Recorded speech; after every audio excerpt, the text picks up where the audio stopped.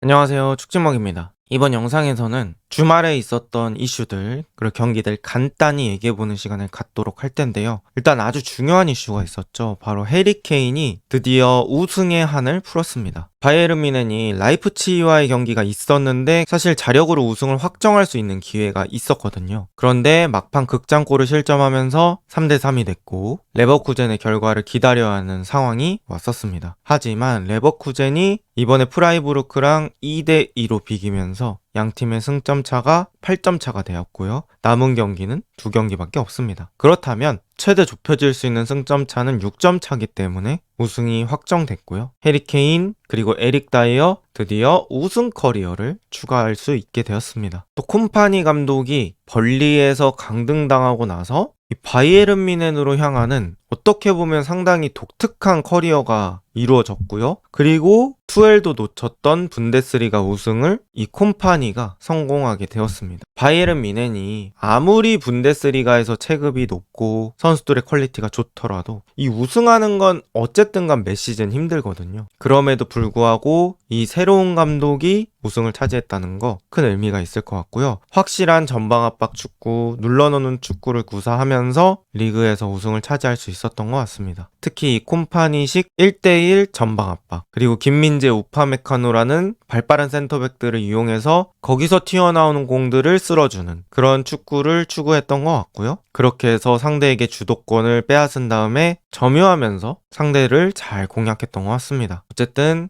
해리 케인, 에릭 다이어 축하합니다. 그 다음은 이강인 소식인데요. 아스날이 여전히 이강인을 원한다는 얘기가 나오고 있어요. 이제 이강인 얘기가 지난 겨울 이적 시장쯤에 얘기가 나왔었죠. 그런데 지금도 이 얘기가 사그라들지 않고 있고요. 아무래도 파리 측에서도 이강인 매각에도 열려있다라는 얘기 때문에 더 이런 얘기가 관심을 받는 것 같습니다. 일단 이강인이 아스날 오면 뛸 것 같은 자리가 이 웨데고르의 자리거든요. 오른쪽 메짤라 자리라고 보면 될 것 같은데 거기에는 일단 1옵션은 웨데고르, 2옵션은 은하네리 정도 볼 수 있고요. 어린 재능이지만 맥스 다우먼이라는 선수가 있어요. 이 선수가 거의 유스 레벨을 씹어먹고 다니는 선수인데 장기적으로는 이 선수까지 있다고 보면 되겠습니다. 그런데 뭐 다운먼이 아직 프리미어리그에 데뷔한 건 아니기 때문에 아직은 이강인과 비교할 레벨은 아니라고 생각하는데요. 일단 저 개인적인 생각으로는 지금 이강인의 명성 그리고 이강인이 여태 거쳐왔던 커리어로 봤을 때는 웨데고르와 은하네리 사이 정도로 볼 수 있을 것 같은데요. 문제는 이 은하네리라는 선수가 아스날 유스 출신이라는 거죠. 그래서 팀 입장에서는 유스 출신을 키워보려고 할 테고 또 기량도 괜찮습니다. 그리고 아직 나이 어리기 때문에 성장을 기대해볼 만하기도 하죠. 그렇다고 아예 가능성이 없는 건 아니냐? 그건 아닙니다. 사실 이번 시즌 웨데고르가 전체적으로 그렇게 좋은 컨디션이라고는 볼 수 없거든요. 그래서 이강인이 좋은 컨디션이라고 가정했을 때는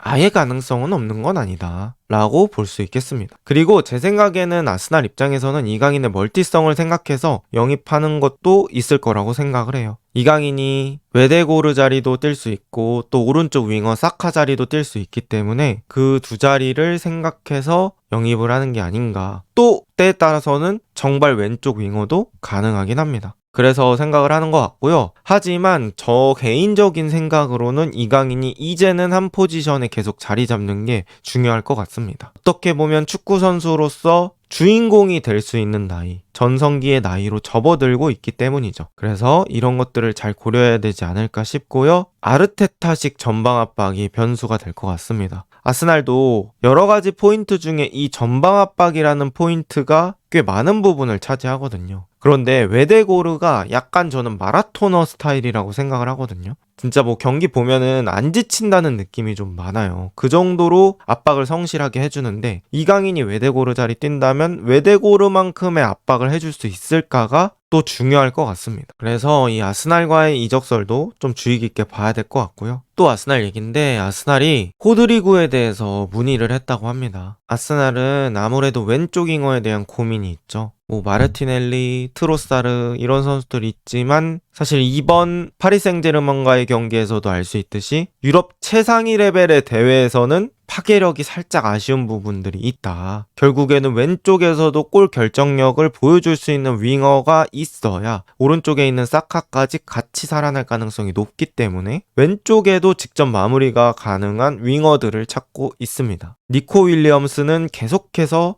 얘기가 나오고 있고 이번엔 호드리구까지 얘기가 나오고 있는데요. 호드리구는 시작 가격 1억 유로라고 합니다. 이 선수의 가격이 아니고요. 시작 가격입니다. 그러니까 1579억부터 얘기가 시작이 될 것 같고요. 사실 이 호드리구는 기복이 조금 있는 스타일은 맞아요. 이번 시즌에는 그랬거든요. 그래서 또 잘할 때는 득점 같은 거 잘 해주지만 그렇지 않았을 때는 경기에서 잘 보이지 않는 그런 플레이 스타일을 가지고 있다고 해야 될까요? 그런데 확실히 지금 프리미어리그에 뛰고 있는 윙어들과는 조금 다른 스타일입니다. 그러니까 좀 비현대적인 윙어라고 얘기를 해야 될까요? 공간이 있으면 일단은 1대1 드립을 쳐보려고 하고요. 두세 명 달라붙으면 백패스를 하는 게 아니라 그걸 뚫어보려고 합니다. 그래서 이런 것들은 또 보는 재미가 있을 것 같아요. 그래서 만약에 호드리구가 아스날로 온다면 확실히 이 왼쪽에서의 1대1 능력이 개선이 될 것 같다 라고 생각을 하고요. 한 가지 또 얘기를 하자면 이 호드리구가 레알 마드리드에서는 조금 위치를 양보하고 있다고 봐야 될까요? 어쨌든 비니시우스라는 선수가 있기 때문에 오른쪽 윙어에 뛸 때가 많은데요.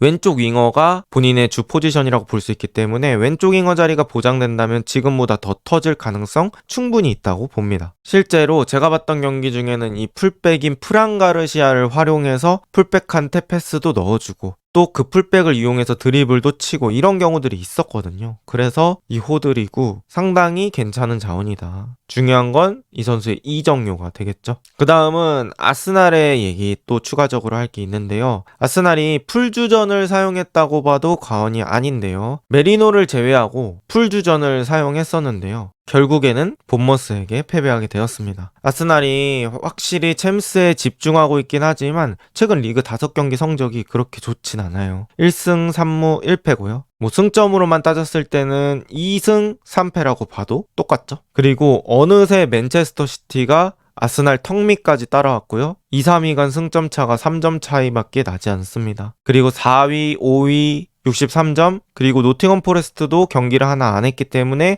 그거 이긴다면 또 63점 그룹에 합류를 하게 되는 거거든요. 그래서 아스날 바로 아랫라인이 진짜 한 게임에 따라서 순위가 막 4계단씩 바뀔 수가 있는 상황이에요. 그래서 아스날도 가장 확률이 높긴 하지만 챔스 완전히 마음을 놓을 수는 없다라고 볼 수 있고요. 아스날의 남은 일정 때문에 더더욱 그렇습니다. 리버풀, 뉴캐슬, 소튼인데요. 여기서 이제 뉴캐슬 경기만 홈 경기고 나머지는 원정 경기라서 그렇게 좋은 일정이 아니거든요. 그래서 아스날이 리그에서도 압박을 받고 있다라고 보면 될 것 같고 그나마 웨데고르가 어시스트를 하면서 이 웨데고르 폼에 대한 걱정이 조금은 줄지 않았나 싶습니다. 이제 맨유 얘기인데요. 맨유는 브렌트포드 원정에서 패배를 했는데 수비는 아쉬웠고 공격은 그래도 좀 희망적인 부분들이 있었습니다. 아마드가 1대1 돌파 후 득점을 하면서 복귀해도 그렇게 컨디션이 줄어들진 않았다라는 걸 알 수 있었고요. 공격수의 치도 오비라는 선수가 선발 출전하긴 했는데 치도 오비는 거의 보이지 않았습니다. 또 가르나초의 살아있는 컵백 감각이라고 제가 써놨는데 가르나초가 확실히 왼발이든 오른발이든 이 안쪽으로 넣어주는 컵백의 감각은 살아있다. 이런 것들은 희망편이라고 볼 수 있겠고 가르나초도 원더골을 득점했습니다. 그리고 사이드백의 퍼포먼스가 좀 아쉬웠어요. 도르구, 아마스, 도르구는 어느 정도 많이 지쳐있는 모습, 터치가 튀는 모습 이런 것들이 있었고요. 아마스는 온더볼보다는 공이 없는 상황에서 조금 더 아쉬웠다고 볼 수 있어요. 특히나 어쨌든 간 수비수기 때문에 이 수비 위치를 잘 잡는 게 중요한데 수비 위치 잡는 게 아직은 미숙하다라고 느껴졌고요.